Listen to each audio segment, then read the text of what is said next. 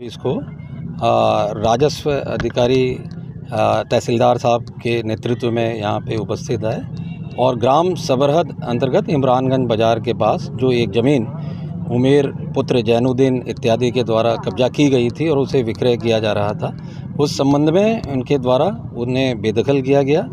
नियमानुसार इस संबंध में उनके द्वारा सुनवाई की गई और इस संबंध में राजस्व अधिकारियों के द्वारा एक अभियोग थाना शाहगंज में भारतीय न्याय संहिता 2023 जो कि अभी नया आज ही से लागू हुआ है, उस संबंध में के अंतर्गत अभियोग पंजीकृत किया जा रहा है।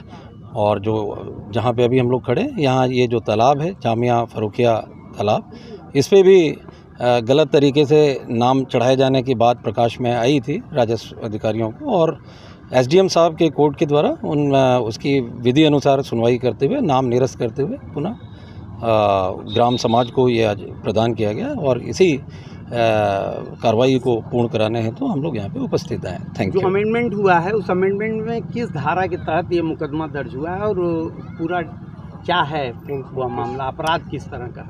अब जो अमेंडमेंट हुआ है उसमें ये धारा 329(4) है जिसके तहत ये अभियोग पंजीकृत हुआ है और 3/4 लोक संपत्ति क्षति निवारण अधिनियम वो भी है, उसमें अभियोग पंजीकृत हुआ है। अभी विवेचना आगे प्रचलित होगी तो जो चीज़ें सामने आएगी, यदि किसी संगठित अपराध के संबंध में कोई बात आती है तो उसके संबंध में भी आगे कार्रवाई प्रचलित की जाएगी। आशुतोष श्रीवास्तव हत्याकांड के दौरान ही ये बातें आई थी। आशुतोष श्रीवास्तव मरने के कुछ दिन पहले भी इन सब चीज़ों की आरोप लगाते थे कि इस तरह से, और जैसा कहा जाता है कि इसी मामले में उनकी हत्या हुई।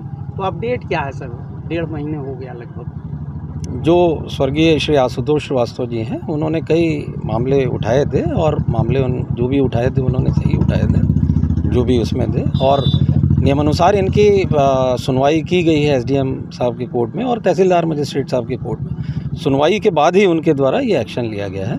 जब ये एक्शन लिया गया तो उसके साथ सभी लोग हम लोग उपस्थित